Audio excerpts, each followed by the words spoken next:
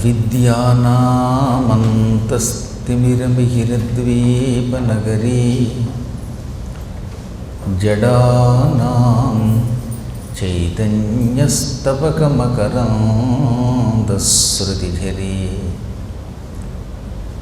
దరిద్రాణాం చింతామణిగుణనికా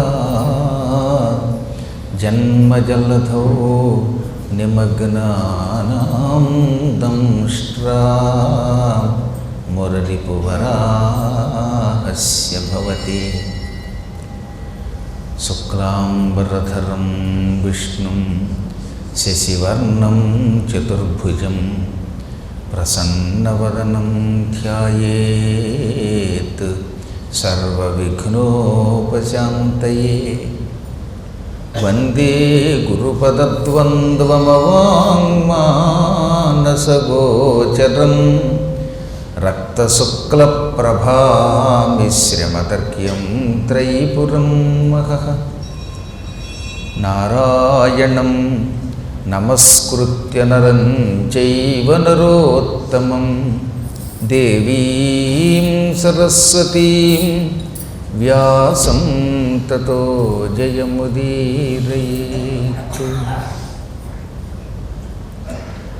గంగాతరంగరమణీయజటాకలాపం గౌరీనిరంతరవిభూషితవామభాగం నారాయణప్రియమనంగమదాపహారం వారాణసీపురపతిం భజ విశ్వనాథం భజ విశ్వనాథం.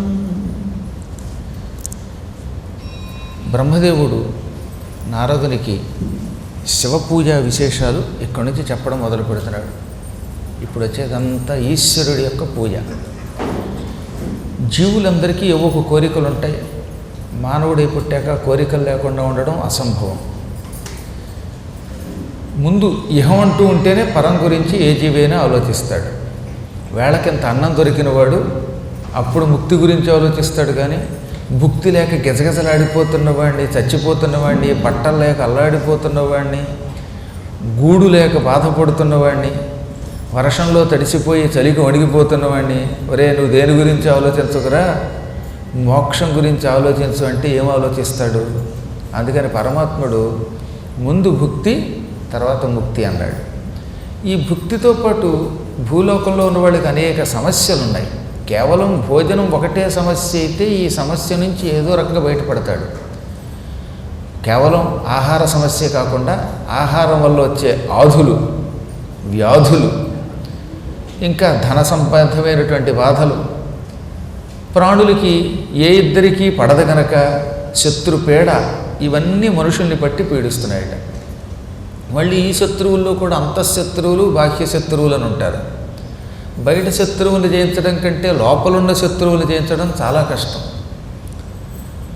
ఈర్ష్య, అసూయ, రాగం, ద్వేషం ఇవన్నీ జీవుల్ని పట్టి పీడించేటటువంటి భయంకర రోగాలు.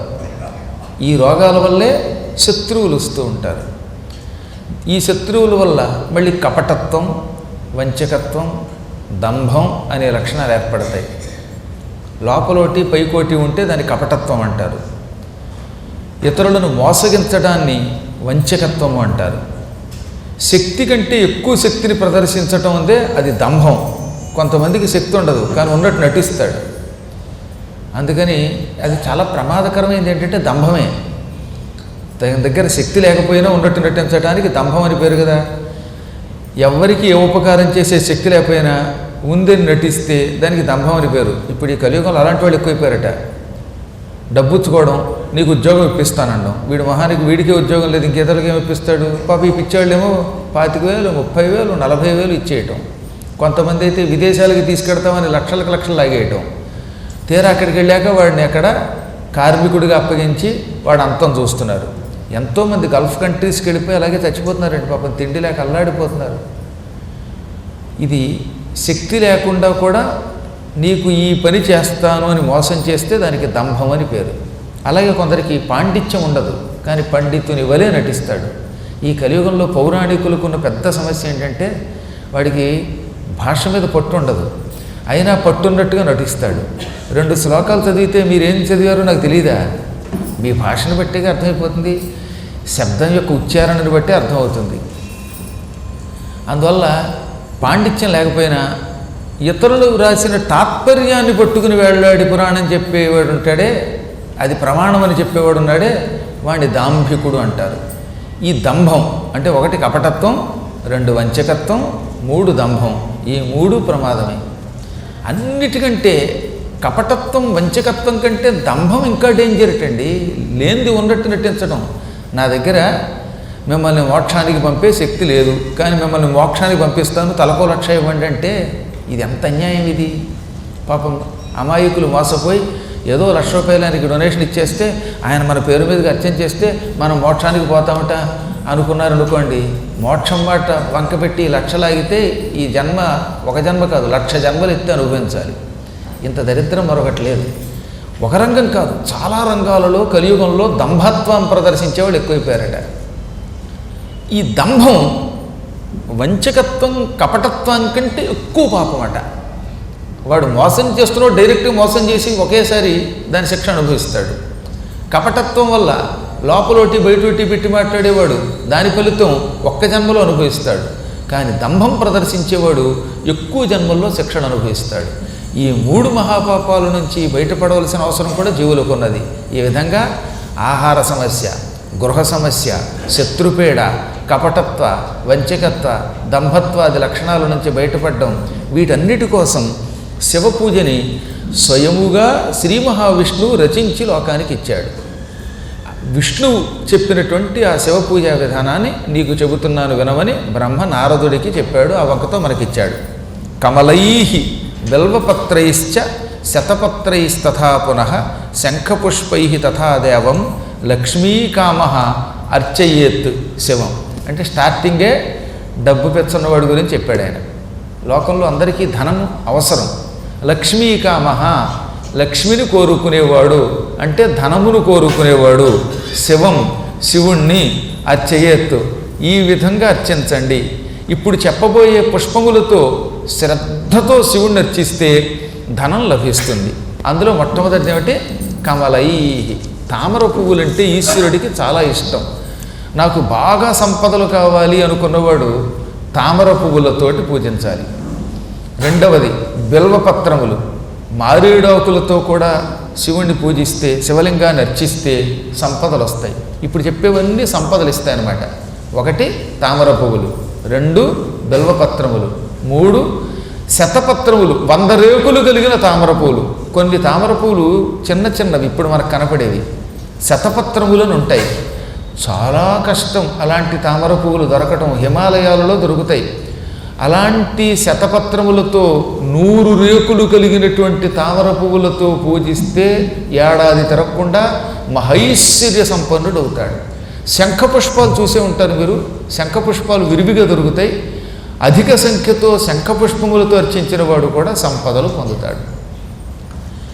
ఇంకోటి ఏంటంటే తామర పువ్వులను రేకుల కింద మెల్లిగా విడదీసి, అంటే బలాత్కారంగా విడదీయకుండా కొంచెం మెల్లిగా విడదీసి, తామర పువ్వులు ముడుచుకుపోయినవి ఎక్కువ అమ్ముతారు కదా, ఆ ముడుచుకుపోయిన రేకులు మెల్లిగా సుకుమారముగా విడదీసి ఒక్కొక్క పువ్వు శివుడి మీద పెడుతూ నమః అంటూ 108 108 నామములతో అష్టోత్తర శతనామములతో పూజిస్తే మహాపాపములు తొలగుతాయి, సంపదలు కలుగుతాయి. ఏకకాలంలో పాప విమోచనం, సంపదలు కలుగుతాయి. ఎప్పుడు విడదీసిన తామర పువ్వులతో పూజిస్తే. తామర పువ్వులు ఎన్ని ఉండాలో చెప్పలేదు, కానీ 108 నామాలతో శివుడి యొక్క 108 నామాలతో ఓం శివాయ నమః, ఓం శంకరాయ నమః ఇలా 108 నామాలు ఉంటాయి. శివుడికి అష్టోత్తర శతనామాలు. ఆ నామములతో పూజించు. ఎన్ని పువ్వులు ఉంటే అన్ని పువ్వులతో పూజించు, కానీ శ్రద్ధగా నమః అని స్పష్టముగా పలుకు. ఈ మాట 2 సార్లు ఎందుకు చెప్పారంటే బ్రహ్మదేవుడు అంతటి వాడు మనం అష్టోత్తర శతనామాలు చదివేటప్పుడు తొందర ఎక్కువ, మహావేగం.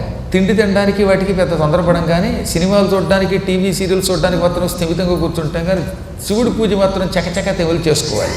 అందుకని ఏం చేస్తారనమాట, ఓ ఓకే అయిపోయింది. అసలు నమః ఓం అంటే వెనక్కి తీసుకొచ్చేసి ఆశ్చర్యం అన్నమాట. అష్టోత్తర శతనామం 2 minutesలో అయిపోతుంది. అట్లు తినడానికేమో 2 గంటలు, శివ పూజకి 2 నిమిషాల. బజ్జీలు తినడానికి చక్కగా కూర్చుని చట్నీ పెట్టుకుని సోది కబుర్లు చెప్పుకుంటూ నలుగురు కూర్చుని రామరామ అన్నం తినడానికి 1 గంట. 9ంటికి అన్నం మొదలు పెడితే 10 దాకా తింటారు. అదే శివుడి పూజ చేయమనండి, చకచక అనమాట. శివాయ లింగాయ అయిపోయింది. ఇదే పూజ అండి. అందుకని ఇక్కడ ఏం చెప్పాడంటే స్థిమితముగా ఓం శివాయ నమః అని ఒక పువ్వు అక్కడ పెట్టాలి. ఆ పువ్వు పెట్టాక అప్పుడు మళ్ళీ 2వ పువ్వు తీసుకోవాలి. అప్పుడు 2వ నామం చదవాలి. నమః అనగానే అక్కడ పెట్టాలి. అలా చెయ్యాలట అర్చన. అంతేగాని డబడబడబ చేసేయడం కదనమాట. అసలు నమఃకి పువ్వు వేయడానికి సంబంధం ఉండదనమాట. దానివల్ల ఏమీ ఉపయోగం లేదు. ఈశ్వర పూజ ఎన్ని నిమిషములు చేశావన్నది కాదు, చేసినంతసేపు స్వచ్ఛమైన మనస్సుతో స్థిమితమైన మనస్సుతో నమః అనే పదాన్ని క్రియాపదాన్ని స్పష్టంగా పలుకుతూ అర్చన చెయ్యాలి. ఒకవేళ అలా కుదరకపోతే ఈ అర్చన చేయలేకపోతే కొంపములగదు, కానీ హాయిగా శివశివాన్ని నామస్మరణం చేసుకుంటూ వెళ్ళిపో. అంతేగాని హడావిడి పడుతూ చెయ్యకు.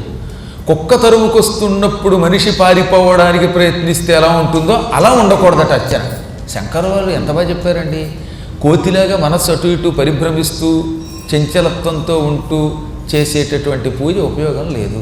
కాబట్టి ఈరోజు నుంచి ఏం చేస్తారన్నమాట, స్పష్టముగా పలుకుతూ చేయండి. 20 కమలములకు అంటే 20 తామర పువ్వులకి ఒక ప్రస్థము అని పేరు. ఇలా ప్రస్థముతో కానీ లేదా 1000 బిల్వదళములతో కానీ మారేడాకులతో కానీ శివుణ్ణి 11 రోజులు విడిచిపెట్టకుండా పూజిస్తే, మళ్ళీ అర్థమైందో లేదో చెప్పాలి క్లియర్గా. 20 తామర పువ్వులు లేక 1000 బిల్వదళములతో విడిచిపెట్టకుండా 11 రోజులు పూజించబట్టి ఒకడు అన్నాడు, ఈ 20 తామర పువ్వులు 11 రోజులు ఎలా వస్తాయండి, ఎండిపోతాయి కదా అన్నాడు. అంటే వాడి ఉద్దేశం ఏంటంటే ఈ 20 పువ్వులే ఈ 11 రోజులు వాడేద్దామని. అక్కడ అది కాదు అర్థరార్థం. 20 తామర పువ్వులు ఈ రోజు ఇచ్చావు, 2వ రోజు మళ్ళీ 20 తెచ్చుకోమని. అంతేగాని 20 తామర పువ్వులతో 1000 బిల్వదళములతో 11 రోజులు పూజించంటే ఆ పువ్వులే వేసి ఆ దళములే వేసి మళ్ళీ తీసి వాటిని దాచి మళ్ళీ మర్నాడు పూజ చేయమని కాదు. అన్నం అయితే మాత్రం శుభ్రంగా ఏ రోజుకు ఆ రోజు చేసుకుంటావా.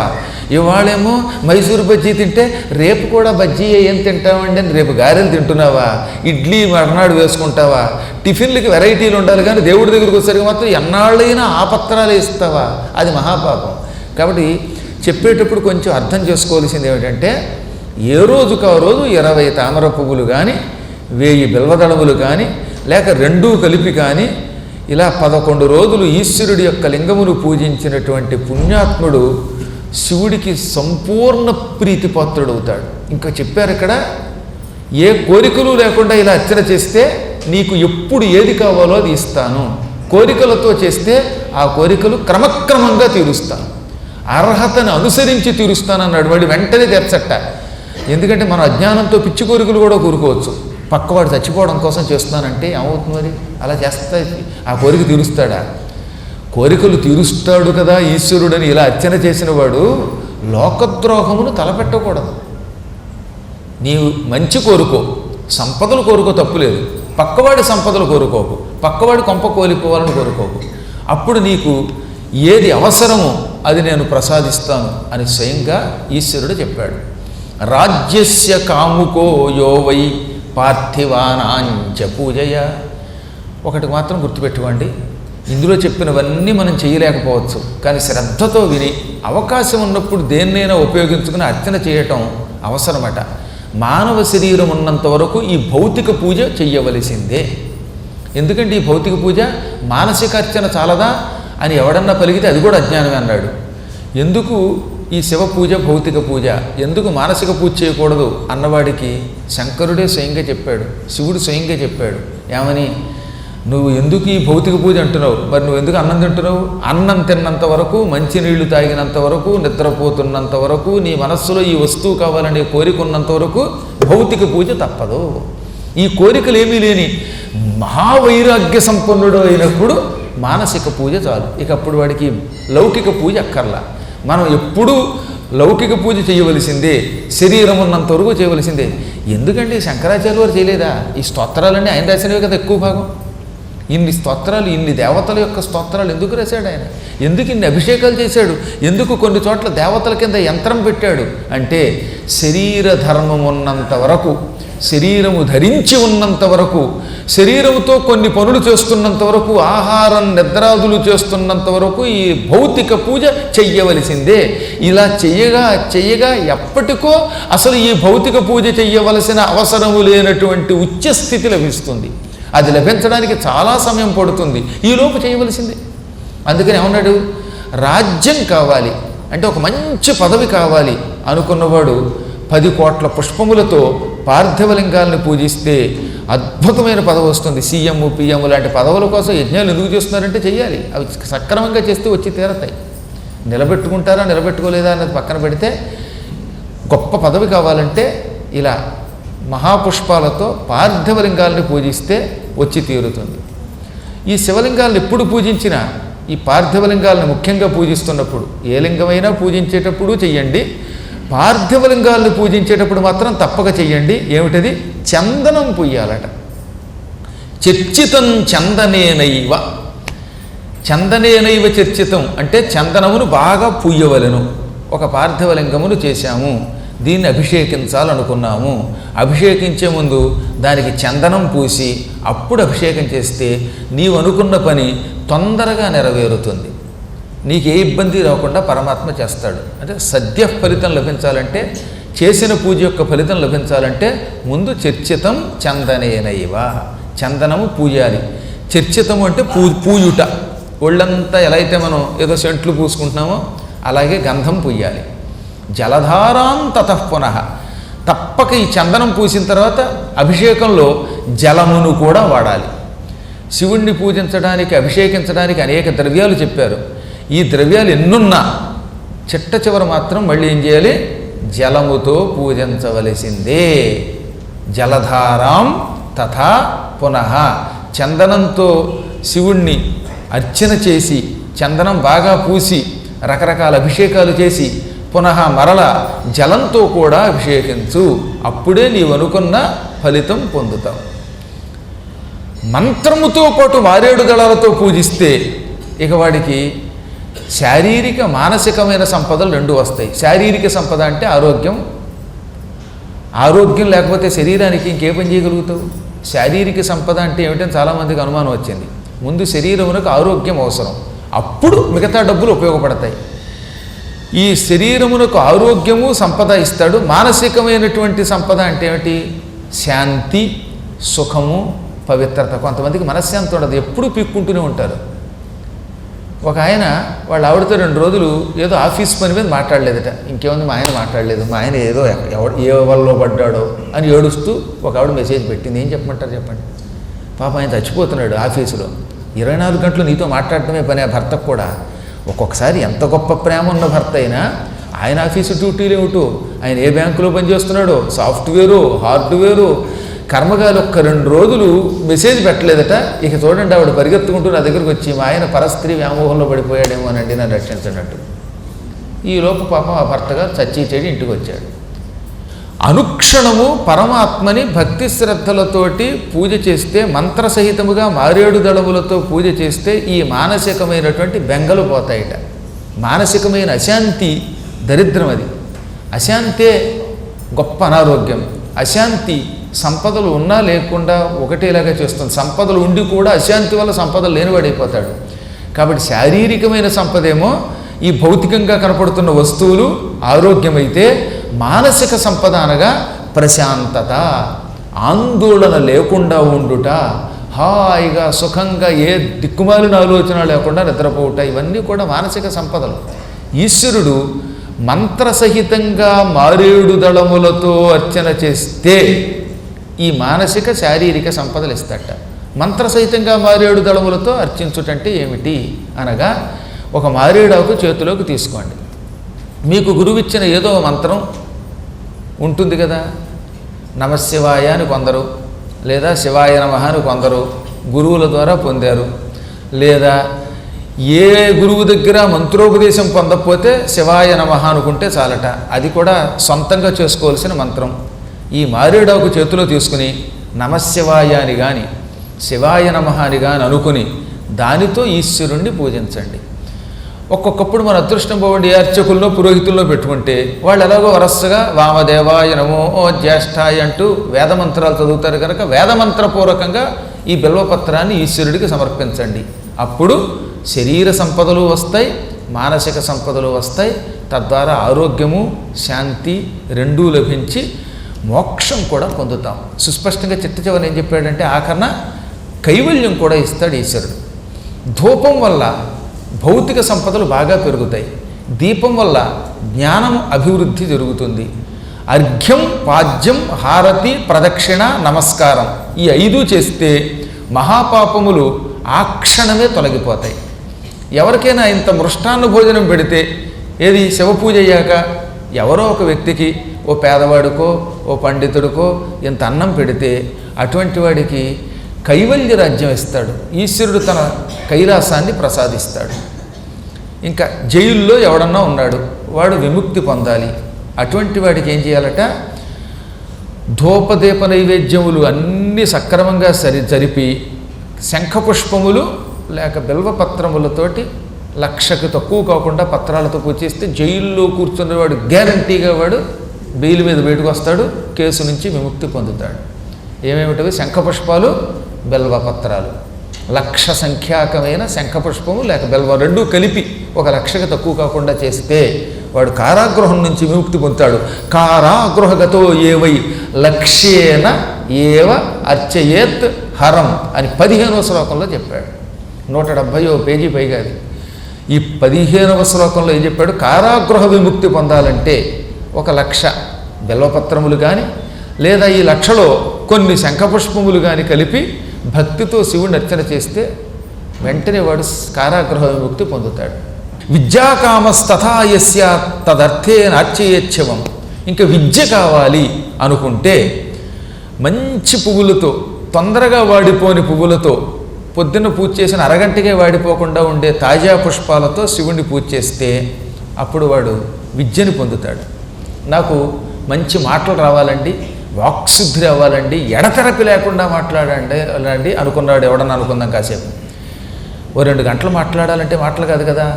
ఎడతెరపి లేకుండా తడువుకోకుండా మాట్లాడాలంటే అది ఎంతో పాండిత్యం ఉంటే కానీ రాదు. పాండిత్యము లేకపోయినా కూడా ఏకధాటిన ఒక 2-3 గంటలు మాట్లాడి ప్రజల్ని మెప్పించడానికి అద్భుతమైన వాక్కు అని పేరు. ఇలాంటి వాడు ఏం చేయాలి? వాణీకామో భవేద్యో వై ఘృతేనైవ అర్చయేచ్ఛవం. శివుణ్ణి అప్పుడప్పుడు ఆవు నేతితో అభిషేకిస్తే చక్కని వాక్కు కలుగుతుంది, వాక్శుద్ధి కలుగుతుంది. అంటే వాడు మాట్లాడే మాటలు ప్రజలు శ్రద్ధగా వింటారు. ఇక పాడడానికి పనికొచ్చే మధుర కంఠం కావాలి. ఏమండోయ్, నా కంఠం మధురంగా ఉండాలి, నేను పాట పాడితే కుర్చీలో ఉన్నవాడు బయటికి పారిపోకుండా ఉండాలి. ఈ మధ్యన ఏం చేస్తున్నారంటే ఆడిటోరియంలోకి లోపల రాగానే తలుపులకు తాళాలు వేసేస్తున్నారు. ఎందుకైనా మంచిది వీడు పారిపోతారేమోనని. ఆ మధ్యన సంగీత కచేరీ పెట్టారు. కచేరీకి లోపలికి వచ్చిన జనమందరూ కూర్చోగానే అన్ని వైపులా తాళాలు వేసారట. ఈ లోపల కూర్చున్నవాడు అరవడం మొదలెట్టాడు. వాడు పైగా మీసాలు అన్నీ తీసేసి పేడిమూతితో పాడడం మొదలెట్టాడు. వాడు హోహో అని అరుస్తుంటే జనాలు పారిపోదామంటే తాళాలు వేసారు వీళ్ళు.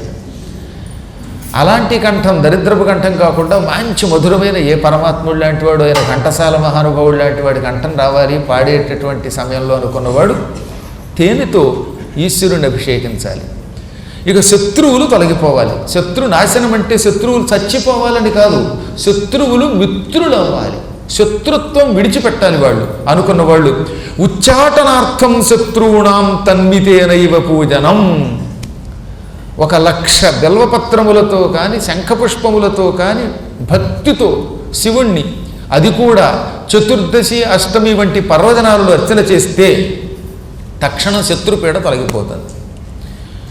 ఇక యశస్సు కావాలి, నాకు మంచి కీర్తి కావాలనుకున్నవాడు సహస్ర తులసీదళములతో, తులసీదళాలన్నా ఈశ్వరుడికి చాలా ఇష్టం, సహస్ర తులసీదళాలతో అర్చన చేస్తే కీర్తి లభిస్తుంది. ఏమంటే నాకు మోక్షం తప్ప ఏమీ వద్దనుకుంటే వాడు అన్నీ విడిచిపెట్టి భక్తితో మనస్సులో శివుణ్ణి తప్ప ఇంకేమీ తలుచుకోకుండా శివలింగం ఎదురుగుండా కూర్చుని 24 నిమిషముల సేపు ఏకధాటిగా శివుణ్ణే తలుచుకోవాలి. ఇంక వేరే పూజ కూడా అక్కర్లేదు. ఎదురుగుండా శివలింగం, గుడి ఉంది, గుళ్ళో ఎక్కడో చోట కూర్చో, శివుడికి ఎదురుగుండా కూర్చో. గుళ్ళో కూర్చోవడం కుదరకపోతే నీ ఇంట్లో శివలింగం పెట్టుకో, శివలింగానికి ఎదురుగుండా కూర్చో. 24 నిమిషాల సేపు ఎవరితో మాట్లాడకుండా పూర్తిగా మనస్సులో శివుడినే ధ్యానం చేస్తూ అలా 2 చేతులు జోడించి శివుడిని చూస్తే గ్యారంటీగా ఈ 20 నిమిషాలు అలా కూర్చున్నటువంటి వాడికి మోక్షం వస్తుందండి. కానీ 24 నిమిషాలు ఏకంగా 24 మినిట్స్ మరి మాట్లా శివుడికి ఎదురుగుండా కూర్చుని శివుడు తప్ప ఇంకేం కనపడకుండా ఉండాలంటే ఎంత కష్టం, చాలా కష్టం. పాపం అదే సినిమా అంటే 3 గంటలు కూర్చుంటాడు, కానీ శివుడి కోసం కూర్చోవాలంటే కష్టం. ఏదో మీలాంటి జ్ఞానులు కూర్చోగలరని నా నమ్మకం, అందుకే మీకు ఉన్నది అన్నట్టుగా చెప్పాను. ఒక 24 మినిట్స్ కదలకుండా కూర్చుంటే ఎప్పటి నుంచి వస్తాను. అలా కూర్చుంటే ఈ జన్మలోనే ముక్తి పొందుతారని సుస్పష్టంగా 20వ శ్లోకం చెప్పారు. 20వ శ్లోకంలో చెప్పారు, జ్ఞానార్థి పూజయేత్కోట్య శంకరం లోకశంకరం. ఇంకా నాకు జ్ఞానం కావాలి అనుకున్నవాడు శివుణ్ణి ఇంత లేకుండా శివశివ శివశివ అనుకుంటూ మానసిక జపం చేయాలి శివలింగాన్ని. ఇక్కడ కోటి అంటే అనంతము అని అర్థం అన్నమాట. కోటి నామములు జపించు అంటే ఏదో 100 లక్షల కోటిని కాదు. ఇక్కడ విడిచిపెట్టకుండా శివనామాన్ని వీలున్నప్పుడల్లా భక్తితో జపం చేసేవాడికి జ్ఞానం వస్తుంది. నాకు శివుడి యొక్క రూపాన్ని చూడాలి అనే కోరిక ఉంది అనుకున్నవాడు తులసీదళములు బెల్వపత్రములు కలిపి విడిచిపెట్టకుండా 11 రోజులు శివుణ్ణి పూజించాలి. అది ఎలాగా? ఒకసారి బెల్వపత్రం, రెండోసారి తులసీదళం, మూడోసారి మళ్ళీ బెల్వం, మళ్ళీ 4వసారి తులసీదళం. ఇలా సహస్రనామాలు ఉన్నాయి శివుడికి. సహస్రనామములు చదువుతూ ఒక బెల్వపత్రం, 2వ నామానికి తులసి, 3వ దానికి బెల్వం, 4వ దానికి తులసి చొప్పున తులసి బెల్వము కలిపి మిశ్రితం చేసి సహస్రనామములతో శివలింగమును భక్తితో పూజించువానికి తప్పక శివ దర్శనం అవుతుంది. ఇది మాత్రం నేను అనుభవించి చెబుతున్నాను, అందుకే చెబుతున్నాను. గ్యారంటీగా నాకు కనపడ్డాడు. అలా కళ్ళు మూసుకున్న సేపు చాలాసేపు దర్శనం ఇచ్చాడు ఆ పరమాత్ముడు. నేను పురాణాల్లో వాటిని కొన్నింటిని ప్రాక్టికల్గా కూడా చూశాను. మనం భక్తితో పూజిస్తే కనపడి తీరతాడు, కనపడకుండా పోవడం లేదు. ఇక 5 లక్షల పర్యాయం మృత్యుంజయ మంత్రం తన జీవితంలో జపిస్తే, మృత్యుంజయ మహామంత్రం ఎన్నిసార్లు అన్నాడు వాడు? 5 లక్ష జపేనైవ, 5 లక్షలు జపించాలి. ఓం త్ర్యంబకం, త్రయంబకం అంటాడే, త్రయంబకం అనకూడదండి, త్ర్యంబకం. అది తా కింద రావొత్తు యావత్తు పలకలేక త్రయంబకం అంటున్నాం మనం.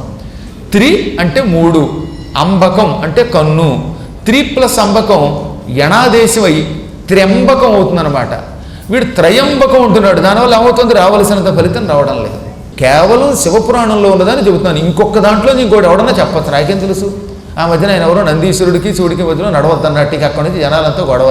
నందికి శివుడికి మధ్యలో నడవకుండా ఈ ప్రపంచంలో మానవ మాత్రుడు ఉండలేడు. ఏదో సమయంలో ఇప్పుడు ఒక అమ్మాయి వచ్చి తుడుస్తుంది నదికి శివుడికి మధ్యలో. ఎలా కుదురుతుంది? శ్రీశైలంలో 3 నందులు ఉంటాయి. పెద్ద నంది, తర్వాత మళ్ళీ 2వ నంది, ఆ తర్వాత నందీశ్వరుడి దగ్గర నుంచి తీసుకెళ్ళి దర్శనం ఇప్పిస్తారు. ఏ మానవ మాత్రుడైనా నందీశ్వరుడి మధ్యలో నడవకుండా గుళ్ళోకి వెళ్ళి దర్శనం చేసుకోమని చూద్దాం, కుదరదు.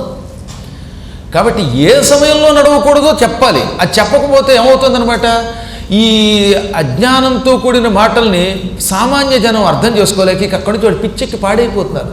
ఒక్క అభిషేకములు జరుగుతున్నప్పుడు ఆ ఇద్దరికి మధ్యలో వెళ్ళకూడదు. అలాగే ఏదన్నా మహా అభిషేకాలు, అన్నాభిషేకాలు, అర్చనలు జరుగుతున్నప్పుడు వెళ్ళకూడదు. ఉత్తప్పుడు ఆ మధ్యలోంచి ఎల్లవేళలా వెళ్ళకూడదని చెప్పలా. అవి తెలుసుకోవాలి. సూక్ష్మ జ్ఞానం లేకుండా స్థూలమైన అర్థంతో చెబితే కొంతమందిని పాడు చేసిన వాళ్ళు అవుతాం. ఎందుకంటే అమ్మవారిని పూజిస్తే నాశనం అయిపోతామని చెప్పేట. లలితా సహస్రనామం చదవద్దు, బెడిసి కొడుతుందని చెప్పేటవాడు. ఇక లలితా సహస్రనామం చదవడానికి వణికిపోతున్నారు కొందరు. మనుషులకి భయం ఎక్కువ భక్తి కంటే. అమ్మ అవ్యాజ కరుణామూర్తి, స్త్రీవాద పురుష, స్త్రీ కాని పురుషుడు కాని ఎవరైనా చదవచ్చని అందులో ఫలశ్రుతిలో ఉంటుంది. అటువంటిది అసలు ఆడవాళ్లే చదవకూడదు, లేక మగవాళ్ళు చదవకూడదు, ఎప్పుడు పడితే ఎప్పుడు చదవకూడదు అని ఇష్టమవుతాడు చెప్పేస్తుంటే ఎవడికి పడితే వాడు. దానివల్ల ఏమైపోతుందంటే సహస్రనామాలు చదవడానికి భయపడిపోతున్నారు జనం. మీరు ఆ భయం ఏం పెట్టుకోకండి. నేను చెప్పాను, మొహమాట లేకుండా చదువుకోండి. మీరు కావాలంటే లలితా సహస్రనామం ఉత్తర పీఠికలో చదవండి. స్త్రీ రజస్సుల కనుక భక్తి శ్రద్ధలతో, రజస్సులు అంటే 3 రోజులు అయిపోయాక 4వ రోజు స్నానం అయ్యాక 5వ రోజు నుంచి మొదలుపెట్టిన స్త్రీని రజస్సుల అంటారు. స్త్రియో రజస్సుల శ్రుత్వ పుత్రాన్ సూయురనుత్తమాన్, ఇది రామాయణంలో కూడా ఉంది. అంటే 4వ రోజు స్నానం అయ్యాక 5వ రోజు నుంచి మొదలుపెట్టి బయట ఉన్నటువంటి స్త్రీ అప్పుడు ఈ రామాయణం చదివినా విన్నా, లేకపోతే శ్రుత్వ అంటే వినడం అన్నమాట శ్రద్ధగా, అలాగే లలితా సహస్రనామాన్ని పఠించిన వాళ్ళకి సత్సంతానం కలుగుతుంది. విధవ గనక భర్త పోయిన స్త్రీ కనుక లలితా సహస్రనామం భక్తితో చదివితే ఏ జన్మలో వైధవ్యం పొందదని ఉంటుంది. అందులో రాత్రిపూట స్త్రీ చదివితే పురుషుడు వశమవుతాడని ఉంటుంది. ఇవన్నీ అందులో చెప్పిన మాటలే. ఇంకా ఆడవాళ్ళు చదవకూడదంటే ఎలా మరి? అనుక్షణం ఎంతో శ్రద్ధతో మహానుభావుడు వేదవ్యాసుడు అందులో ముఖ్యంగా కలియుగంలో ఉన్న మానవుల కోసం రాశాడు. ఈ కలియుగంలో మానవులు ఎక్కువ మంది చదువుకోరు, పండితులు కారు కనుక అలసులు, మందబుద్ధి బలులు, అల్పతరాయువులు, ఉగ్రరోగ సంకలితులు, మందభాగ్యులు, అందుకని రాశాట ఆయన. అందులో ఏమని చెప్పాడు తెలుసా? అలసులు, సోమరిపోతులు, మందబుద్ధి బలుడు. ఇది మనం తెలుసుకోవాల్సింది. తెలివితేటలు తక్కువగా ఉంటాయట. పూర్వం ఉన్నంత పాండిత్యం ఉండదు. పూర్వం నవవ్యాకరణ పండితులు ఉండేవారు. ఇప్పుడు ఒక వ్యాకరణంలోనే పట్టు ఉండదు. ఆ పట్టు లేకపోవడం తప్పండల్లా, లేనప్పుడు తెలియకపోతే వదిలేయమన్నాడు. అది ఇంత పురాణం చెబుతున్నప్పుడు ఒక్కొక్క శ్లోకానికి ఎంత గొప్పవాడికని అర్థం తెలియదు అనుకోండి, అప్పుడు ఆ శ్లోకానికి అర్థం చెప్పకుండా వదిలేయి. అప్పుడు కొంప ములగదు. కానీ దానికి వేరే అర్థం చెబితే అప్పుడు అది ప్రమాదం తెచ్చిపెడుతుంది. ఇది తెలుసుకోవాలి. ఏమండి, ఉదాహరణకి ఇందులోనే ఒక శ్లోకం ఉంది. 15 రోజులు ఏకధాటిన బిల్వపత్రములు వాడిన వాటితో మళ్ళీ పూజ చేయొచ్చని ఉంది. బిల్వపత్రాలు అంటే తెలుసుగా మారేడాకులు. మారేడాకులు ఇవాళ కోసి పట్టుకొచ్చి శివుడి మీద వేసి పూజ చేశాం. మళ్ళీ మర్నాడు ఆకుని నీళ్లు పోసి కడిగేసి తుడిచేసి, నీళ్లు దొరకకపోతే ఒక్క చుక్క నీళ్లు చల్లి అలాగైనా సరే దాన్ని మళ్ళీ తుడిచి ఓ వస్త్రంతో దాంతో శివుడికి పూజ చేయొచ్చు. అంటే ఒకసారి కోసిన బిల్వపత్రం 15 రోజులు పూజకి పనికొస్తుందని ఉంది. కానీ ఎప్పుట్ట అభావే అంటే నీకు బిల్వపత్రములు దొరకకపోతే అన్నాడు. మారేడాకులు దొరకవు, కానీ 15 రోజులు ఏకధాటిన మారేడాకులతో పూజ చేయాలి. ఇప్పుడు ఉదాహరణకి 11 రోజులు చేయమన్నాం కదా మారేడు దళాలతో. 11 రోజులు మారేడు దళాలతో 1000 దళాలతో పూజ చేద్దామంటే రోజుకు 1000 ఎక్కడ దొరుకుతాయి? దొరకట్లా. అలా దొరకనప్పుడు ఈ రోజు దొరికి పూజ చేసినటువంటి మారేడాకులు మర్నాడు ఉదయం తీసి వీలుంటే నీళ్లతో కడిగి తుడిచి, లేదా ఇన్ని నీళ్లే చల్లి ఆ నీళ్లు దాని మీద చల్లితే అది పవిత్రం అవుతుంది. అప్పుడు తడి లేకుండా తుడిచి మళ్ళీ అదే బిల్వపత్రంతో శివుడిని పూజించవచ్చు. అలా ఎప్పటివరకు పక్షం పనికి వస్తాయట. తులసీదళము బిల్వపత్రము దొరకకపోతే అవే పత్రములను వరసగా 15 రోజులు పూజకు వాడచ్చు. ఒక్క చుక్క నీరు దానికి తగిలితే అది మళ్ళీ కొత్త దళంతో సమానం, తాజా దళముతో అప్పుడే కోసిన దళంతో సమానం అన్నాడు. అంతేగాని 15 రోజులు వాడేయచ్చని చెప్పేయడం ఎలా కుదురుతుంది? అభావమునందు దొరకనప్పుడు. మీ అందరూ రోజు 1000 సాకులు వేయాలంటే ఎక్కడి నుంచి వస్తారు? అప్పుడు మనకు దొరకవు గనక ఒకే పత్రం 15 రోజులు ఏకధాటిన వాడవచ్చు. ఇలా తెలుసుకోవాలన్నమాట. కాబట్టి ఎందుకు చెప్తున్నానంటే త్రిఅంబకం త్ర్యంబకం.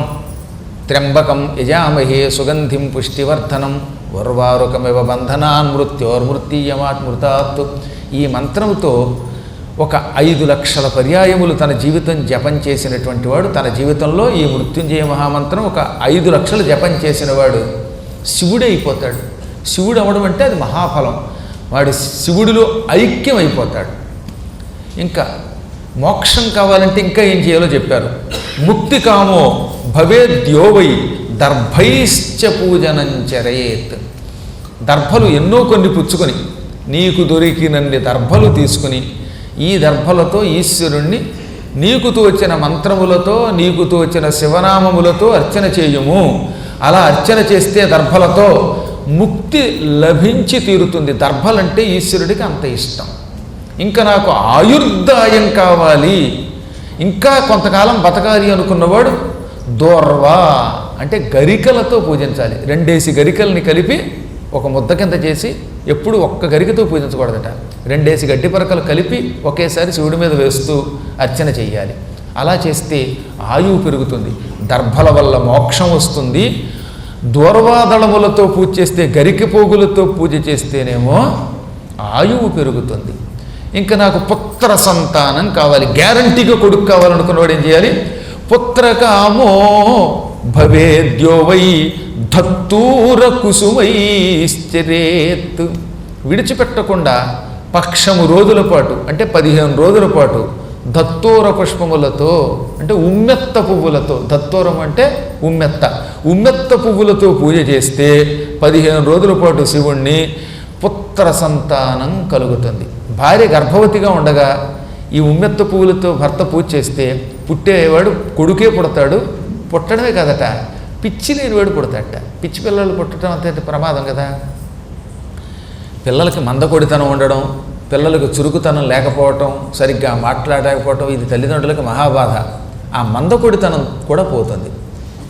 ఇంకా మంచి కొడుకు కావాలి, జ్ఞానం కలిగిన వాడు కావాలి, చదువుకున్నవాడు, బుద్ధిమంతుడు, తల్లిదండ్రుల్ని పూజించేవాడు, ఇటువంటి కొడుకు కావాలంటే ఏం చేయాలి? రక్తదండశ్చ ధత్తూరః అన్నాడు. ఉమ్మెత్త పువ్వుల్లో కొన్నింటికి కాడ దగ్గర కొంచెం ఎరుపు ఉంటుంది. ఎర్ర కాడ కలిగినటువంటి ఉమ్మెత్త పువ్వులతో పూజ చేస్తే మంచి పుత్రుడు పుడతాడనమాట.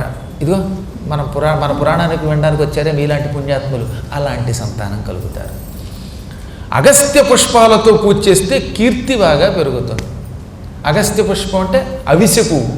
అవిసె అనే చెట్టు పూర్వం ఉండేది. ఇప్పుడు ఈ మధ్యన అవిసె చెట్లు కూడా ఎక్కడ కనపట్టలేదు, కానీ చెప్పి అలిసిపోతున్నాం తప్ప అవిసె కనపడటం లేదు. దాన్ని సంస్కృతంలో అగస్త్య పుష్పం అంటారు. అగస్త్య పుష్పాలతో పూజిస్తే మహాకీర్తి లభిస్తుంది. ఇటు బ్రతికినంతకాలం భుక్తి, మరణానంతరం ముక్తి రెండు కావాలంటే ఏం చేయాలి? భుక్తి ముక్తి ఫలం తస్య తులస్యా పూజయేద్యది. విడిచిపెట్టకుండా ఒక మాసం రోజుల పాటు తులసితో పూజ చేస్తే శివలింగమును విడిచిపెట్టకుండా నెల్లాళ్ల పాటు తులసీదళములతో ఈశ్వరుణ్ణి పూజిస్తే ముందు భుక్తి, తర్వాత ముక్తి లభిస్తుంది. పరాక్రమం కావాలి, మంచి బలం కావాలి అనుకున్నవాడు ఏం చేయాలి? ఈ కలియుగంలో పరాక్రమం లేకపోతే బతకలేకపోతున్నాం. రౌడీ గ్యాంగ్ ఎక్కువైపోయారు కదా. అలాంటప్పుడు మనం రక్షించుకోవాలి. అప్పుడు మనం ఏం చేయాలి? నాకు పరాక్రమం కావాలండి అనుకుంటే అర్కపుష్పై ప్రతాపశ్చ కుబ్జ కల్హారకైస్తథా. అర్కపుష్పం అంటే జిల్లేడు పువ్వులు. జిల్లేడు పువ్వులతో, ఎర్ర కలువ పువ్వులతో, కుబ్జ కల్హారకై అండంలో కుబ్జ అంటేనేమో ఉత్తరేణి, కల్హారకం అంటే ఎర్ర కలువ, అర్కపుష్పం అంటే జిల్లేడు పువ్వు. ఈ మూడు పువ్వులతో ఈశ్వరుణ్ణి పూజ చేస్తే గ్యారంటీగా మహాపరాక్రమం లభిస్తుంది. శత్రువులు ఒక ముగ్గురు నలుగురు మీదకి దాడి చేసిన 4 తన్ని మన డబ్బులు మనం రక్షించుకోవచ్చు. ఎందుకైనా మంచిది, నేను కూడా మొదలెడతాను. ఈ మధ్య నాకు కూడా కొంచెం పరాక్రమం అవసరం అవుతుంది. ఇంకా ఎర్ర గులాబీ పువ్వులతో పూజిస్తే శత్రువు నశించిపోతాడు. మనల్ని చంపాలని వచ్చిన శత్రువు తనతో తానే నశించిపోతాడు. లేదా జపా పుష్పాలని ఉంటాయి, ఎర్ర పువ్వులు ఉంటాయి చూసారా, ఆ పువ్వులు దాసాని పువ్వులు, వాటితో పూజించినా పర్వాలేదు. ఎర్ర గన్నేరు పువ్వులతో పూజ చేస్తే రోగాలు తొలగుతాయి. చూడండి, ఎక్కువ ఆయాసం ఉబ్బసం ఉన్నవాళ్ళు ఎర్ర గన్నేరు పువ్వులతో కనుక పూజ చేస్తే అటువంటి వాళ్ళకి క్రమంగా రోగ ఉపశమనం కలుగుతుంది. రోగోచ్చాటనకానీహ కరవీరాణి వై క్రమాత్ అని చెప్పాడు. గన్నేరులో కూడా కరవీరం అంటే గన్నేరు.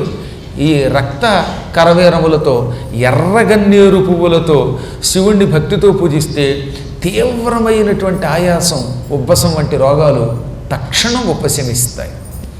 ఇంకా జాజి పువ్వులతో పూజిస్తే వాహనం లభిస్తుంది. నాకు ఒక మంచి వాహనం కావాలో అనుకున్నవాడు జాజి పుష్పాలతో పూజిస్తే చాలా మంచిదట. ఇక జమ్మి పువ్వులతో, జమ్మి పత్రితో జమ్మి ఆకులతోటి, సంస్కృతంలో శమి అంటాం, తెలుగులో జమ్మి అంటాం. ఈ ఆకులతో శివుణ్ణి పూజిస్తే ఏమవుతుంది? శమీపత్రై తథా ముక్తి ప్రాప్యతే పురుషేణ చ.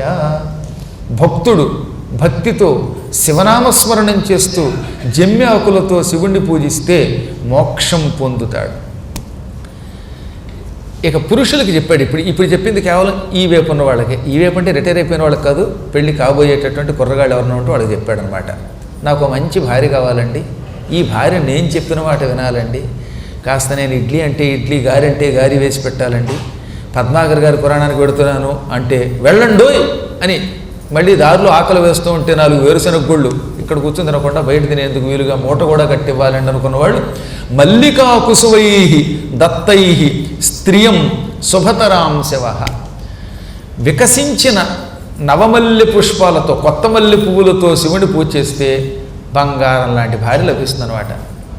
ఆ భార్య ఇంకా భర్త గారికి అనుకూలంగా ఉంటుంది. ఇక భర్త గారు అదృష్టవంతుడు. ఇక ఇప్పుడు భర్త కావాలి, మంచి భర్త అనుకున్నవాళ్ళు వాళ్ళు ఏం చేయాలి? మళ్ళీ మొగ్గలతో పూజించాలంట. ఈ వీళ్ళకి మాత్రం చెప్పాడు. మగవాళ్ళకి మంచి భార్య కావాలంటే వికసించిన మల్లె పువ్వులతో పూజించాలి. ఆడవాళ్ళకి కొంచెం మంచి భర్త ఏమండోయ్ నేను గుడికి వెడుతున్నాను అనగానే నా కారు నువ్వు పట్టుకుపో, నేను నడిచేడతానులే ఆఫీస్కి అనే మంచి భర్త దొరకాలంటే మళ్ళీ మొగ్గలతో పూజించాలట. ధాన్యంతో కనుక శివుణ్ణి పూజిస్తే మన సొంత ఇల్లు యావజ్జీవితం మన ఇల్లే అవుతుంది. పాపం కొంతమంది దురదృష్ట జాతకులు ఇల్లు కట్టుకుంటారు కానీ ఇల్లు ఎవడో కొట్టేస్తాడు మధ్యలో. అప్పులు చేయటం వల్ల ఇంకో దాని వల్ల ఏవో కారణాలు ఉంటాయండి. స్వగృహ ప్రాప్తి ఉండదు కొందరికి. నా ఇల్లు నాకే ఉండాలి అనుకుంటే ఏం చెయ్యాలి అంటే సుస్పష్టంగా చెప్పాడు. ఏమని?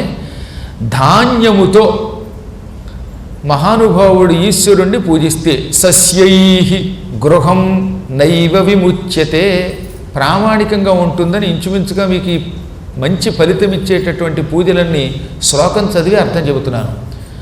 తొందరపడకుండా మెల్లిగా చెప్పడానికి కారణం ఏమిటంటే స్పష్టంగా అర్థమవ్వాలని. సస్యై అంటే సస్యములతో, ధాన్యముతో, అది కూడా వరి ధాన్యముతో. గింజలు తీయకూడదు అంటే బియ్యంగా వలవకుండా ముడి వరి ధాన్యముతో శివలింగమును అభిషేకము చేస్తే, ఆ అభిషేకం ఎలా చేయాలి? దోసిలతో చేయాలి. శివలింగం పెట్టుకోండి, శివలింగం దగ్గర ధాన్యం పెట్టుకోండి, రెండు చేతుల్లోకి ధాన్యం తీసుకోండి, ఎవరి చేతైనా మంత్రం చెప్పించుకోండి, లేదా మీరే నమశివాయ శివాయ నమః అనుకుంటూ అభిషేకం చేసుకోండి. అలా అభిషేకం చేసుకుంటే మీ ఇల్లు మీదే. పొరపాటును కూడా మీ ఇల్లు ఇతరులకి అమ్మేయరు, అప్పుల పాలై వాళ్ళకి రాసివ్వరు. స్వగృహం నైవ విముచ్యతే, ఎప్పటికీ నిన్ను విడిచిపెట్టదు, నీ ఇల్లు నీకే దక్కుతుంది. ఇక మంచి బట్టలు కట్టుకోవాలిగా. దిక్మాలు కొంతమందికి బట్టలు ఉండవు సరిగ్గా, అదేం యోగం కానీ ఎప్పుడు చూసినా కుళ్ళు బట్టలే కట్టుకుంటారు, చింకి బట్టలే కట్టుకుంటారు. అందుకని మంచి బట్టలు, ఈ స్త్రీ బట్టలు కట్టుకోవాలనుకుంటే కర్ణికారై తథా వస్త్ర సంపత్తి జాయతే నృణాం. కర్ణికార పుష్పములతో శివుణ్ణి పూజిస్తే వస్త్రములు లభిస్తాయి. కర్ణికారం అంటే కొండగోగు పువ్వులు. గోగు పువ్వుల్లో కూడా కొండగోగు అని ఉంటుంది, సహజంగా కొండల్లో పెరిగేటటువంటి గోగులు అనమాట. కొండగోగు పువ్వులతో పూజ చేస్తే వస్త్ర సమృద్ధి కలుగుతుంది. ఇక నిర్గుండీ కుసుములతో, వావిలి పుష్పములతో పూజ చేసినట్టయితే నిర్మలమైన మనస్సు లభిస్తుంది. ఇక మనస్సుకి అశాంతత ఉండదన్నమాట. అయ్యో గురువుగారి పూట ఫోన్లో మాట్లాడలేదు, గురువుగారికి అన్నం సహించిందో లేదో, గురువుగారికి నిద్ర పట్టిందో లేదో, ఇవి పిచ్చబెంగలు పోతాయి. హాయిగా భగవద్ధ్యానం గురుధ్యానం తప్ప ఎవరన్నా మనని పట్టించుకోకపోతే బెంగ పెట్టుకోవడం ఉండదన్నమాట. నా చిన్నప్పుడు చాలామందిని చూశాను, నా శిష్యులు కొంతమందిని. ఇతరులు మన ఏదన్నా అనుకుంటారేమో ఇతరులు మన గురించి అని, లేదా ఇతరులు మాట్లాడకపోతే వాడు మనని ద్వేషిస్తున్నాడేమోనని ఇతరుల మెప్పు కోసం ఎదురు చూసి బెంగ పెట్టుకునేసి కొందరు మిత్రులు ఉండేవారు. కొంతమందికి ఒక బలహీనత ఉందండి, పరులు గుర్తింపు కావాలి వాడికి. పొరపాటున ఈ పూట ఇక్కడికి వచ్చిన వాళ్ళు పక్కవాడిని పలకరించకపోతే వాడు నన్ను పలకరించలేదు, వాడు నన్ను మర్చిపోయాడేమో, వాడికి నా మీద కోపం వచ్చిందేమో అని ఆ పూట వాడికి నిద్ర పట్టదట. ఇది కూడా ఒక మానసిక రోగం. ఇతరులు ఏమనుకున్నా పట్టించుకోకుండా ఊరుకోవడమే గొప్ప జ్ఞానం అంటే. ఇప్పుడు మేము ఎలా బతుకుతున్నాం అనుకుంటున్నారు? మీరు ఏం తిట్టుకున్నా పొగిడినా రెండింటినీ సమానంగా స్వీకరిస్తున్నాం కాబట్టి ఇంత హాయిగా బతుకుతున్నాం. అంతేగాని మీరు పొగిడేశారు కదానని నన్ను పొగిడారు అని డిస్కో డాన్స్ చేసి, రేపు పొద్దున్న తిట్టారు కదానని అయ్యో ముసుగుతని పడుకొని బెంగ పెట్టుకుంటే ఈ పురాణాలు చెప్పగలమా? ఎవడు లైక్ చేసినా, ఎవడు డిజలైక్ చేసినా, ఒకడు పొగిడినా, ఒకడు తెగడినా రెండు సమానంగా చూస్తున్నాం. అందుకే ఇంత హాయిగా బతకగలుగుతాం తెలుసా? ఇన్ని పురాణాలు చెప్పగలుగుతామంటే, ఇన్ని దేశాలు తిరుగుతున్నామంటే నిందాస్తుతులు రెండింటినీ పట్టించుకొని ఒక ఆత్మబలంతో బతుకుతున్నాం మేము. నిజం చెప్తున్నాను, అందులో ఏం భయం లేదు. దానివల్ల ఎంత లాభం అంటే ఏం వస్తుంది? మహా అయితే మీరు పొగిడారని ఎగిరి గంతులు వేయడం ఎందుకు? రేపు పొద్దున మీకు కోపం వచ్చి తిడితే అది బాధపడటం ఎందుకు? ఏం పట్టించుకోకర్లా. చెయ్యవలసిన ధర్మం మాత్రం సక్రమంగా చెయ్యాలి. అలా చేసినంతకాలం మనకి ఏ బెంగ ఉండదు. దీనికి నిర్మల మనస్సు, ఆత్మబలము అని పేరు. ఇది రావాలంటే నిర్గుండీ పుష్పాలతో, వావిలి అనేటటువంటి పుష్పాలతో పూజిస్తే మంచిది. ఇంకా ఏదో ఒక కోరిక ఉంటూనే ఉంటుందండి. ఈ కోరికలలో నాకు పనికొచ్చే కోరికలు తీరాలి. నాకు పనికొచ్చే కోరిక ఏదో కూడా నాకు తెలియదు, అది శివుడికే తెలుసు. కాబట్టి పనికొచ్చే కోరికలు తీరేటట్లుగా, శివానుగ్రహం పొందేటట్లుగా ఏదైనా సులభ మార్గం చెప్పండి అని నారదుడు మన కోసం బ్రహ్మను అడిగితే, 1,00,000 బిల్వార్చన కార్తీక మాసంలో చేసుకున్న వాడికి అనుకున్న కోరికలు తీరుతాయి. ఆ కోరికలు కూడా సక్రమమైనటువంటి కోరికలు అయ్యేలా శివుడు చూస్తాడు అన్నాడు ఆయన. ఇంకా శత్రువుల పీడ కలియుగంలో చాలా ఎక్కువ కదా. శత్రుపీడ లేకుండా ఎవడో ఉండడు. దానికి చెప్పాడు రాజికా కుసుమానీహ శత్రువుణాం మృత్యుదానిచ. రాజిక అంటే నల్ల ఆవాలు. నల్ల ఆవాలు పువ్వులు వస్తాయి కదా ముందు. ఎప్పుడైనా ఆవాల చెట్లు చూసే ఉంటారు. ఆవాలకు ముందు పువ్వులు వస్తాయి, ఆ పువ్వులు క్రమంగా ఆవాలుగా మారతాయి. అందులో సర్పషము అంటేనేమో తెల్ల ఆవాలు, అంటే మామూలు ఆవాలు, నల్లగా ఉంటాయి ఆవాల్లో కొన్ని. ఈ నల్ల ఆవాలని సంస్కృతంలో రాజిక అంటారు. రాజికా కుసుమములు అంటే నల్ల ఆవాలు పువ్వులు. ఈ పువ్వులతో పూజ చేసిన వాడు శత్రువులు తక్షణం తొలగిపోతారు, నాశనం అయిపోతారు. ఇక వాడికి శత్రుపీడ ఉండదు. అలాంటి వాటిలో 1,00,000 పుష్పాలు సమర్పిస్తే వాడికి అసలు పునర్జన్మే ఉండదు. ఎంతెందుకు విద్యతే కుసుమం తన్న ఎన్నైవ శివవల్లభం. శివుడికి ఇష్టం లేని పువ్వు అంటూ ఏమీ లేదు. 2 తప్పట. ఏమిటా 2? చంపకం కేతకం హిత్వా త్వన్యం సర్వం సమర్పయేత్. 36వ శ్లోకంలో చెప్పారు 2 పువ్వులు శివుడికి ఇవ్వద్దు. చంపకం సంపంగి, కేతకం మొగలి పువ్వు, హిత్వా విడిచిపెట్టి, అన్యత్ సర్వం సమర్పయేత్ ఇంక ఏదైనా ఇవ్వవచ్చు. మళ్ళీ ఇది శివపురాణంలోది. శివుడు శివపురాణంలో ఉన్నది నేను చెబుతున్నాను. అంతేగాని అక్కడెక్కడో చంపకం ఇవ్వచ్చు అని ఉంది అంటే దానికి నాకు సంబంధం లేదు. నేను ఇప్పుడు చెబుతున్నది శివపురాణం. శివపురాణాన్ని ప్రామాణికంగా తీసుకుని ఇందులో ఉన్న ప్రకారం చెబుతున్నాం. 36వ శ్లోకంలో సుస్పష్టంగా చంపకము కేతకము తప్ప మిగతా ఏవైనా ఇవ్వవచ్చును అంటే సంపంగి మొగలి తప్ప ఈశ్వరుడికి అన్నీ ఇవ్వవచ్చని ఉన్నది. ఆ 2 తప్ప ఇంకేదైనా ఇవ్వచ్చు. రుద్రాధ్యాయముతో శివుణ్ణి తరచుగా అభిషేకం చేస్తే అప్పుడు ఈశ్వరుడు ఈ పుష్పాల పూజ, ధాన్యం పూజ వల్ల ఎక్కువ సంతోషిస్తాడు. ఎప్పుడు పూజ చేసినా ఎంతో కొంత దానం ఉండాలి. 1 రూపాయో 2 రూపాయలో మన ఓపికను బట్టి. కలియుగంలో ఇప్పుడు రూపాయికి ఇప్పుడు విలువ ఏమిటన్నామో. ఈ మధ్యన ముస్టాడ్ అడిగాడు, at least please give me 100 rupees అన్నాడు ఇంగ్లీష్లో. పైగా ఇంగ్లీష్ ఒకటి అంటే నేను తెల్లబోయి ఇంకొకసారి ఏమిటినైనా 1 రూపాయి అడిగావు, 100 అడిగితే రూపాయా, పాపాయికి కూడా ఇవాళ రూపాయి పెడితే ఏమీ రాదు తెలుసా నీకు అన్నాడు ఆయన. కాబట్టి అక్కడ 100 రూపాయలకు తక్కువైతే పుచ్చుకోవట్లేదు ముష్టివాడు. కాబట్టి అర్చన చేయించుకున్నవాడు యథాశక్తి దక్షిణ అంటే ఆ కాలమాన పరిస్థితులను బట్టి కాస్త సక్రమంగా ఇమ్మని అర్థం. అర్చనానంతరం ఎంతో కొంత దక్షిణ ఇస్తే దాని యొక్క ఫలితం బాగా ఫలిస్తుంది. అది కూడా తన సంతోషమును బట్టి, శక్తిని బట్టి. శక్తికి మించి చేయమని ఎక్కడా చెప్పలేదనుకోండి. ఇక ముఖ్యంగా జ్వరం లాంటివి ప్రలాపాలు వస్తున్నప్పుడు మాత్రం శివార్చన చేశాక ఆ తీర్థం కొంచెం పోయాలి. ప్రాణాపాయ స్థితిలో ఉన్నాడు ఒక ఆయన, వాడు తావడానికి సిద్ధంగా ఉన్నాడు అనుకోండి. అలాంటప్పుడు పంచదార కలిపినటువంటి లేక పటికి బెల్లం కలిపినటువంటి ఆవు పాలతో పార్థివలింగాన్ని అభిషేకం చేసి అందులోంచి కొంచెం తీర్థం ఆ అభిషేకం చేయించుకున్నవాడు నోట్లో పోస్తే అయితే ప్రాణాపాయ స్థితి నుంచి బయటపడతాడు. లేదా వాడు మరీ వృద్ధుడు చచ్చిపోవలసిన వాడు అనుకోండి, అటువంటి వాడు భయంకర నరకానికి పోకుండా కైలాసానికి పోతాడు, ఉత్తమ గతులకు ఎడతాడు.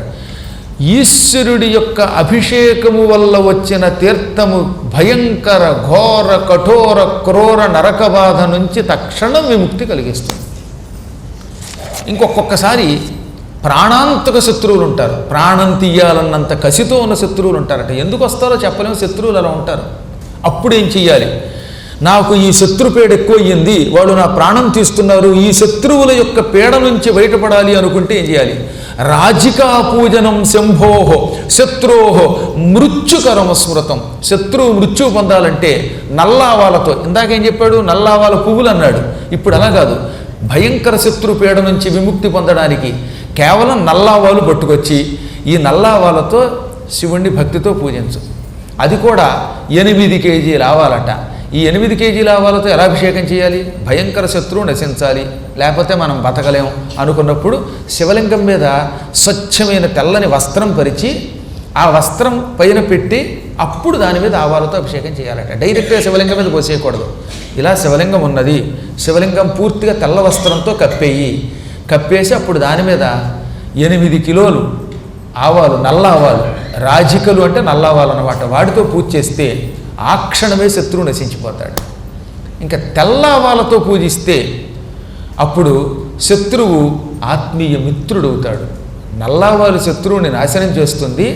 మామూలు ఆవాలైతే సారషపము అంటే ఆవాలు, సాధారణమైన ఆవాలు, బాగా నల్లగా ఉండకుండా వేరే రకరకాలైన రంగుల్లో ఉండే ఆవాలన్నీ కూడా వాటికి సారషపములు అని పేరు.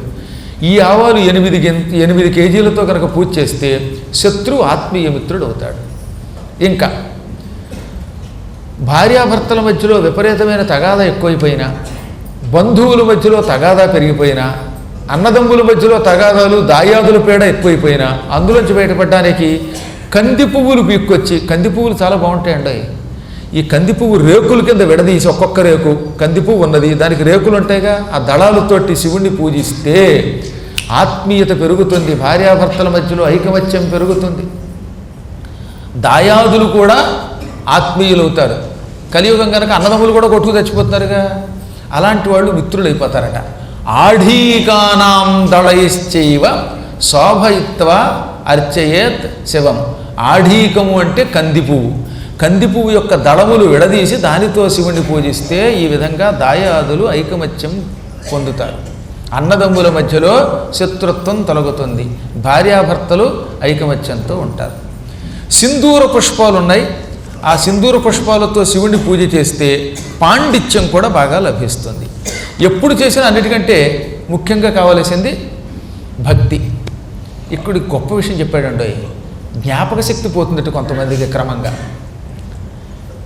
కొంతమందికి చిన్నప్పటి నుంచి జ్ఞాపక శక్తి ఉండదు, క్రమక్రమంగా వయస్సు పెరిగే కొద్దీ జ్ఞాపక శక్తి తగ్గిపోతుంది. దానివల్ల ఏమవుతుందో తెలిసినా, నేను ఒక ఆయన చూశాను, మంచి పండితుడు, అద్భుతమైన కవిత్వం రాసినవాడు. ఏం భాష అండి, అటువంటి పండితుడు వాడు 70 ఏళ్ళు వచ్చిన దగ్గర నుంచి అన్నీ పోయి కూతుర్ని పిలిచి, ఎక్స్క్యూజ్ మీ, నిన్ను ఎక్కడో చూసినట్టుంది అంటాడు. ఒక ఆవిడ చూసి, నువ్వు నా చెల్లెలు అంటాడు, ఇంతకీ మనవరాలు ఆవిడ. ఇలా అందరినీ వరసలు మర్చిపోయాడు, తానెవరో మర్చిపోయాడు. ఆయన మనవడు చచ్చిపోతే అక్కడ పడుకోబెడితే, ఎవడంటే వాడు అలా పడుకుని లేవడు, తెల్లారిపోయినా లేవడు అంటాడు. ఏది సాయంకాలం చచ్చిపోతే సాయంకాలం పడుకోబెడితే తెల్లారినా లేవడేమిటి అంటాడు వాడు. ఆ పడుకున్న శవం దగ్గరికి వెళ్ళి లేవరా లే అంటాడు. అంటే ఆయనకి మతి పూర్తిగా పోయిందనమాట. ఇది భయంకరమైన లక్షణం. వార్ధక్యం వల్ల మతిపోయేవాళ్ళు ఎక్కువ మంది ఉంటారు. అలాంటి వాళ్ళకి ఏం చెప్పారు తెలుసా? శర్కర మిశ్రిత తత్ర యదా బుద్ధిర్జడో భవేత్ తస్య సంజాయతే జీవసదృశీ బుద్ధిరుత్తమ. శివలింగాన్ని పంచదార కలిపిన పాలతో అభిషేకించాలి. ఏమిటి? శర్కర మిశ్రిత అంటే పంచదార కలిపినటువంటి పాలు. ఈ పాలు ఎడతెరపి లేకుండా ధారగా నువ్వు చెంబుడు పాలతో అభిషేకించు, బిందెడు పాలతో అభిషేకించు, లేదా పంచపాత్రలో ఉన్నటువంటి కాసిన పాలతోటే అభిషేకం చెయ్యి.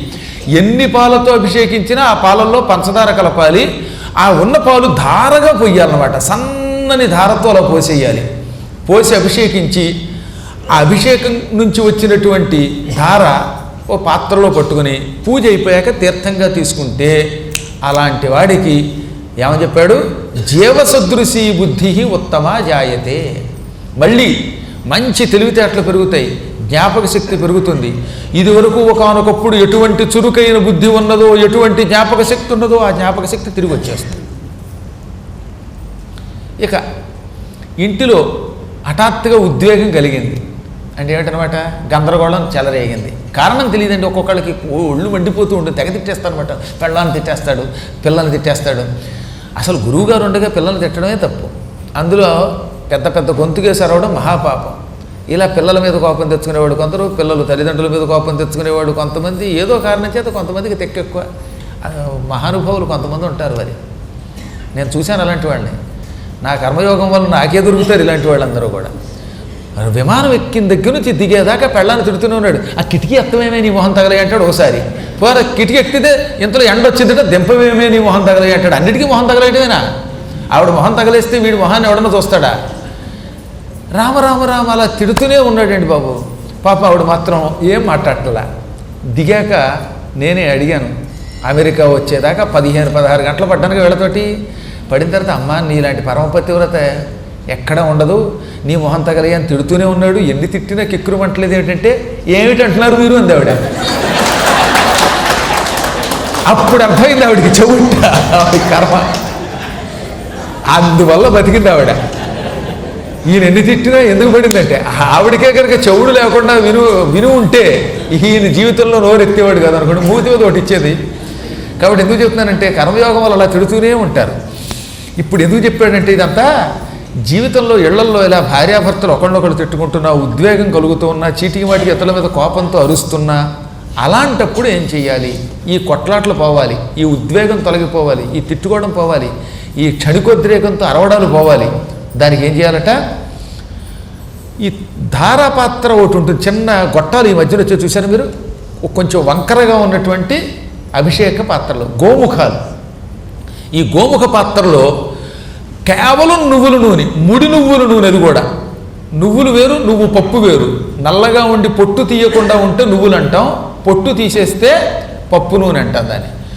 నువ్వులు ఆడించగా వచ్చిన నల్ల నువ్వుల నూనె తెచ్చి, ఆ నూనె కనీసం ఒక 1/4 కేజీకి తక్కువ కాకుండా తెచ్చి దాన్ని గోముఖంలో పోసి, ఆవు ముఖంగా ఉంటుందన్నమాట, మూతి దగ్గర సన్నని దారం ఉంటుంది, ఇందులో నూనె పోసి ఆ గొట్టంలో పట్టుకుంటే ఆ గొట్టంలోంచి నూనె శివుడి మీద పడుతుంది.